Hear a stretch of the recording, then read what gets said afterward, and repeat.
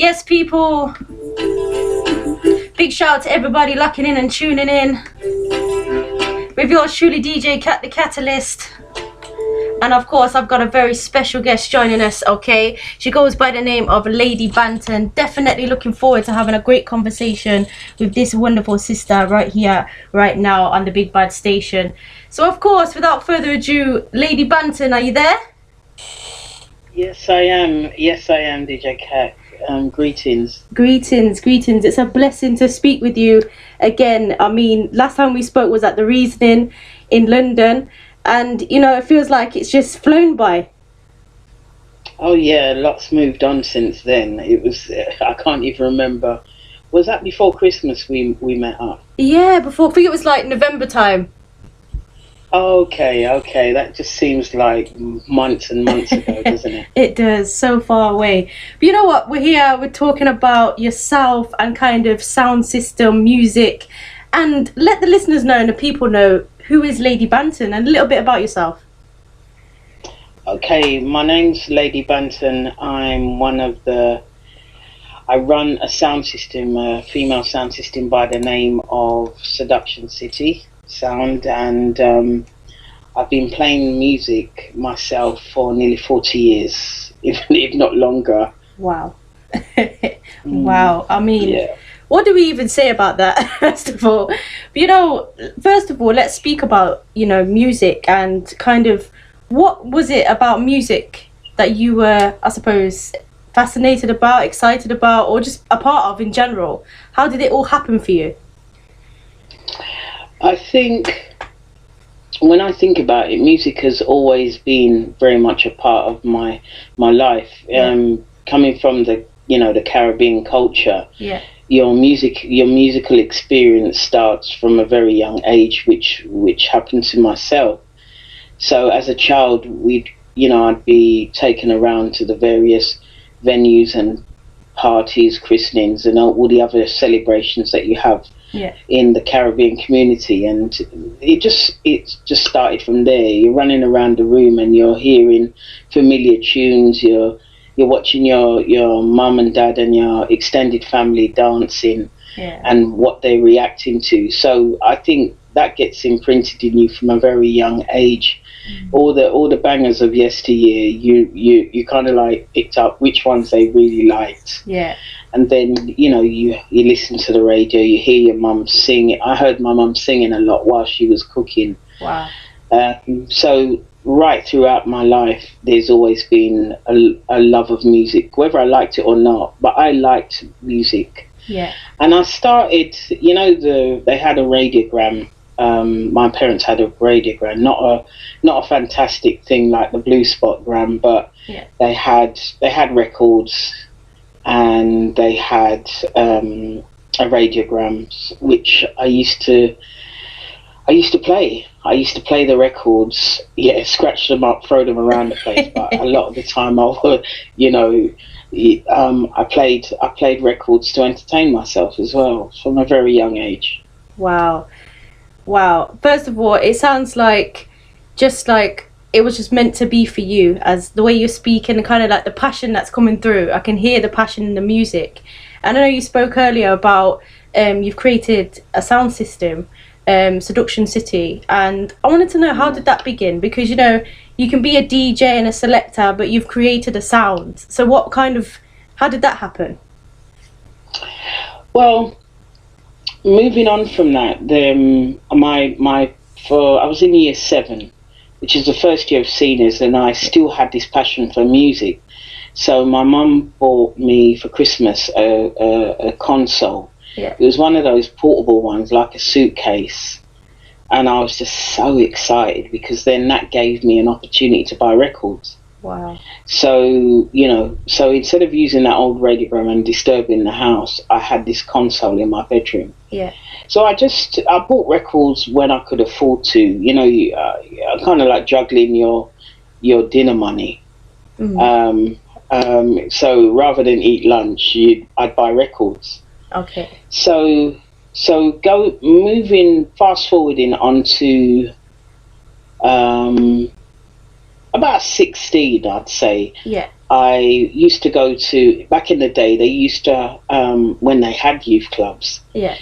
they had a girls' night, Okay. and it was run by some significant women. I actually didn't really process the fact that these were pioneering black and black Caribbean and African women. Yeah. So they closed down the club on a Wednesday night to run a girls group, and it was a really quite nurturing environment, quite empowering. Yeah. And also it was mum but not mum, so there were all these elders just chatting, and they're doing all kind of things, chatting and laughing. Yeah. But we'd have, there wasn't loads of us in the building as young women, but we just had the whole club to ourselves. So one night we were in what was the dance studio at the time. It was a fully blown dance studio, so we used to be down there messing about and joking. And then we opened up one of the cupboards, and there was this box, this 18-inch speaker box with 2 tweeters, and then they had a double console. Back in those days, it was just a real rough version of the kind of equipment that you would have now, but it was a double console. So we got it out, and then we were messing about with it. There wasn't a record in sight, but we decided the next week that we would bring our records in to entertain ourselves, because I used to also like to dance as well, but not dancing in any kind of professional way. I just used to dance to a lot of soul music, those 12-inch 15-minute records. That's what I used to dance to. So my love of soul had always been there, but reggae was in the background. But soul was the one that you could really really dance to. And so anyway, we bought in between that, I was taking the console to school during the day, which is totally illegal. But we used to have little raves at lunchtime. When I was in about the 4th or 5th year, which would be year 9, year 10, so I'd bring that in, play music to everyone. They used to turn into mini raves in one of the classrooms until we got caught. There must have been about 30 people in there dancing, and I'm the selector and all of that kind of thing. So it's always been there. So anyway, back to the girls group. So we found the console, and then we just started playing music. Me and three other girls. Yeah. We all started to play music. So eventually, they actually, the workers realised what we were doing, and they said, "What is this something that you're interested in?" And we said, "Well, yeah, it's there. So can we find out about how we can get this thing going?" So they got a tutor for us. We built another box because we only had the one 18 with the tweeter. Yeah. So they over a series of weeks they tutored us to actually make a second box. Yeah. And then because of that, we were playing more and more together. We actually had a mic person, because there was one of the girls specifically to do the mic, and then we had 3 selectors that played very different different genres of music. And that was the start of my first named sound system, which was back in 1985, called 80s Ladies. Yeah. Very, very new. But that was the start of it. That was my first sound system, and it's just, as I said, 2 18s. Yeah. And tweeters built in, but still very powerful for its time, For real. And I mean, I'm sure it brought a lot of enjoyment, which is obviously what music is about, enjoyment and bringing people together. But how did you find the technical aspect of it? How did you learn that part? Obviously, when you're first starting, you're just figuring out what's going on, playing the music and so on. But how did you get grips with the technical aspect and learning on what to do? Well, it was difficult, and we always had, that first attempt Yeah. was hit and miss. There was a lot of breaking down. We'd actually play in the club because we were trying to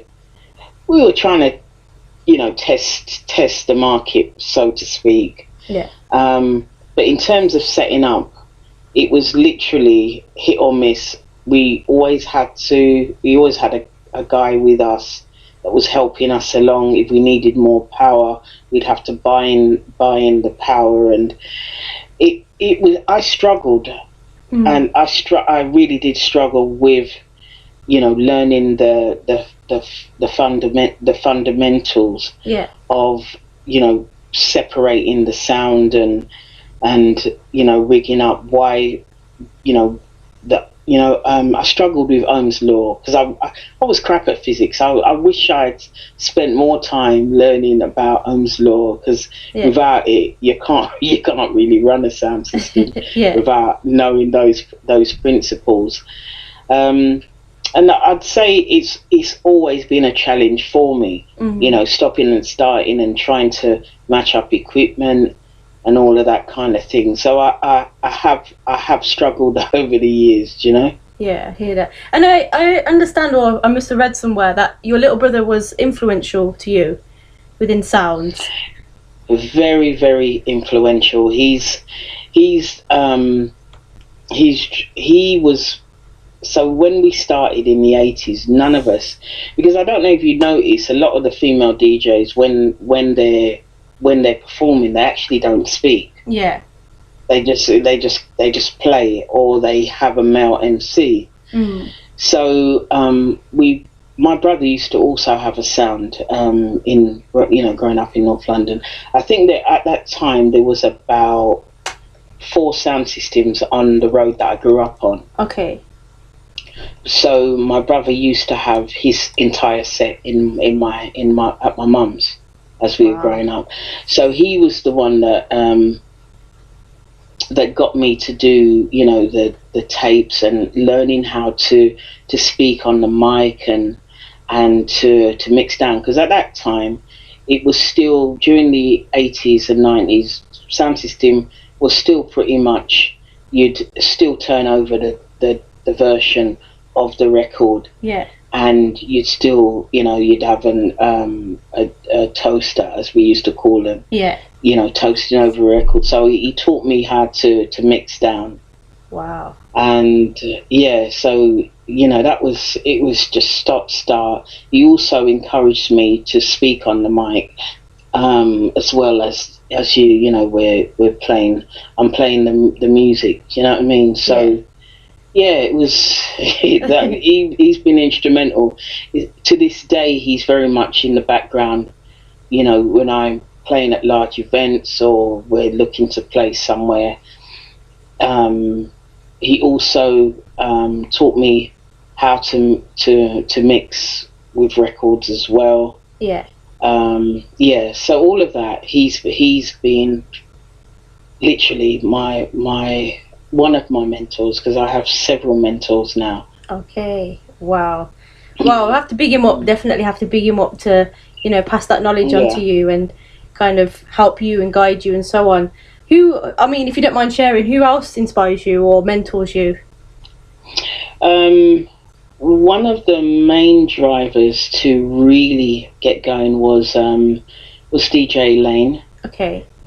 She's a legendary soul DJ from London who was on the rare groove scene at the time, and I used to listen to her, go to some of her raves, because by then I'd moved from soul, crossed over completely into reggae, but I used to listen to her as a DJ.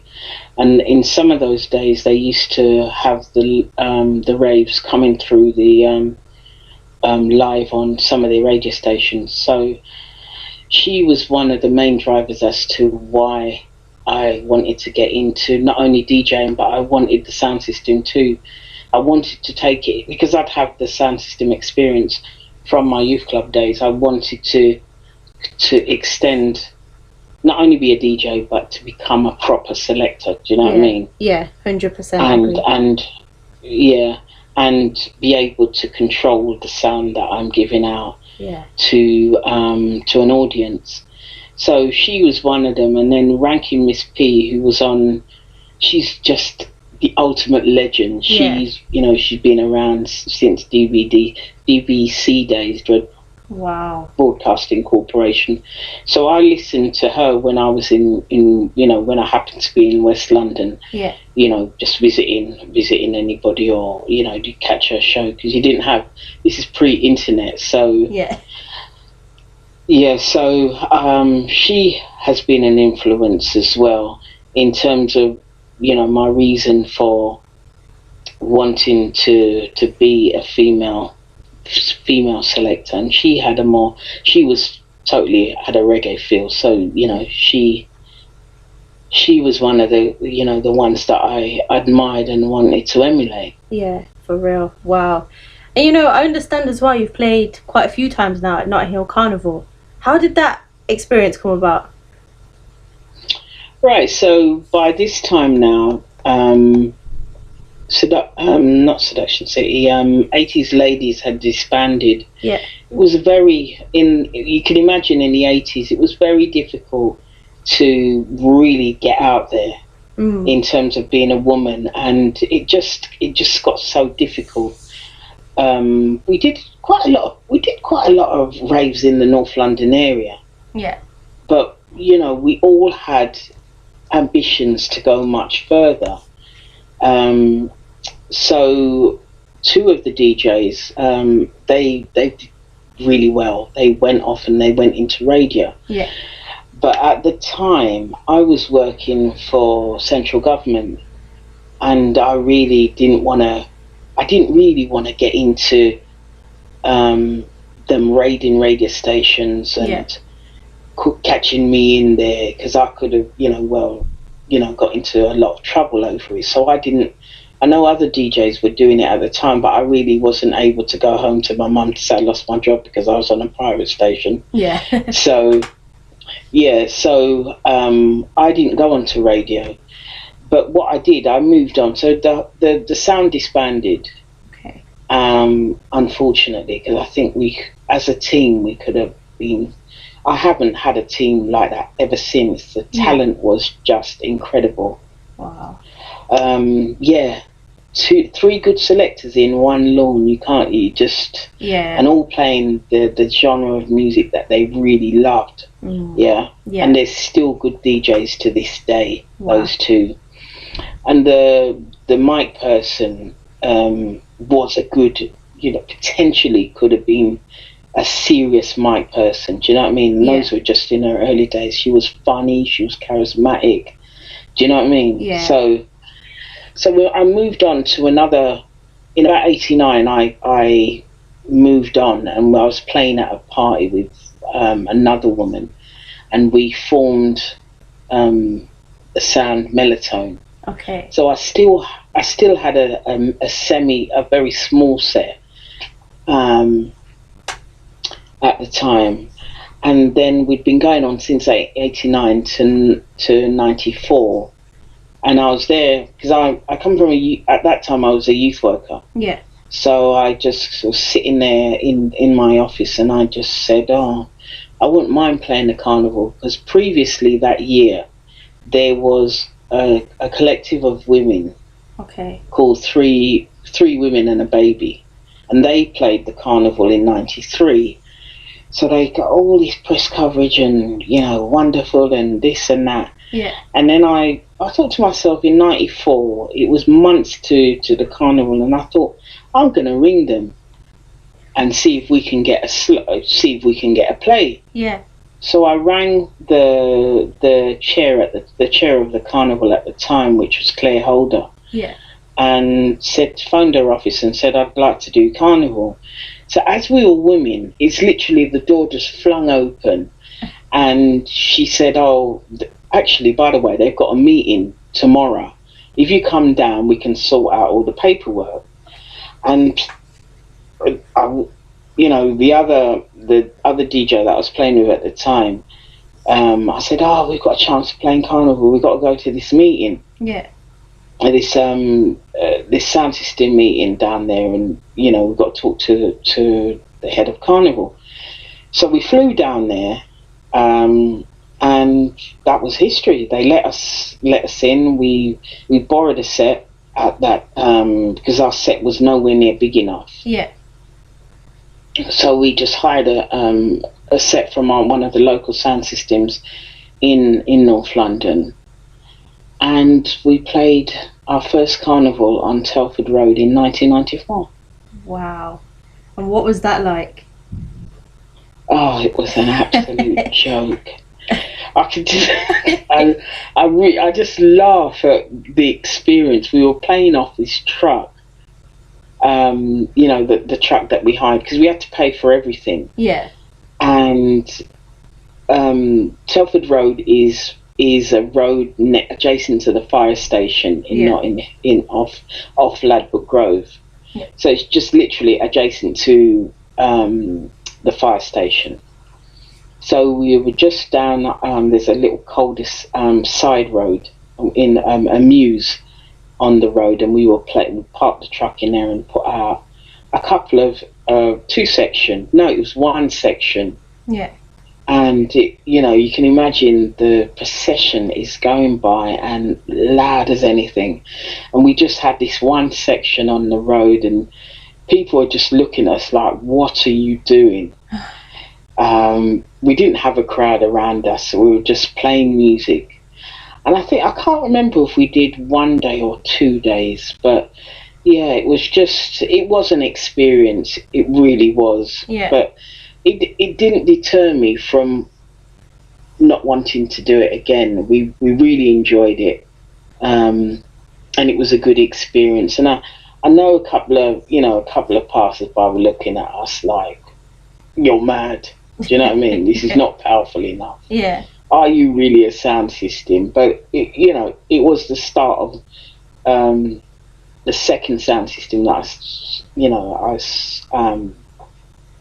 I created, which was Melatonin. Yeah. Wow.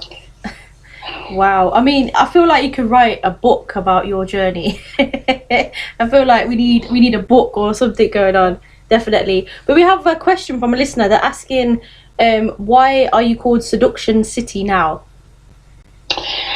Everyone, I had a short spell with a sound system name because Melatonin disbanded. Yeah. And I was briefly called for a hot minute Natural Desire. Okay. And then I had to, there was some legal things going on with that name. Okay. And it was literally weeks to Carnival. Mm. And with all the legalities that I have to adhere to with Carnival, I had to find a name quick. Yeah. And I had to choose the name, and I thought, well, I'm going to call it Seduction City. And the reason why I called it Seduction City was because it's a seduction of music. Yeah. I, as the selector, any of the selectors in our sound, seduce people with music. Mm. So yeah, that's why I came up with that name. So there wasn't really anything sexual about it. It was more to do with seduction of music. Yeah. Yeah. But you know what, I personally like that explanation. Personally, I think it suits exactly what you're about and what you do. And people are also asking, what advice can you give up and coming young people or people in general for sound system? At my time of life, yeah, because I've had a long run of trying to navigate the sound system world, yeah, as a woman. Mm. And I would say, if it's something that you want to do, we've come a long way as women, yeah, but we've still got a lot of work to do. But I would say, just learn your craft. Mm. Just learn everything about, because you've got to learn everything about the the mechanism of the equipment that you're using, because as far as I'm concerned, it's your instrument. Yeah. It's only within the last 5 to 10 years that they've acknowledged that sound system, playing music is an art. Yeah. And for you to be able, and you know, a lot of people used to say to me, I used to say, I play at carnival. Now, it's only one section of society that will say, hey, that's fantastic and all of that. Yeah. And others will say that, well, that's easy because it's free. But it takes the same knowledge to be able to get a room full of people. If you've got a room full of 100 people playing, is no different than trying to get 1,000 people playing. You still use the same principle. So I would say to a younger person, you can't have your head in the controller just looking and playing what you feel like you want. Yeah. You've got to read that crowd. You've got to really know your music. You've got to be able to take risks and play new music, because there's still good music. Don't use the same playlists that you've had, that you use all the time. Be creative. Watch the crowd.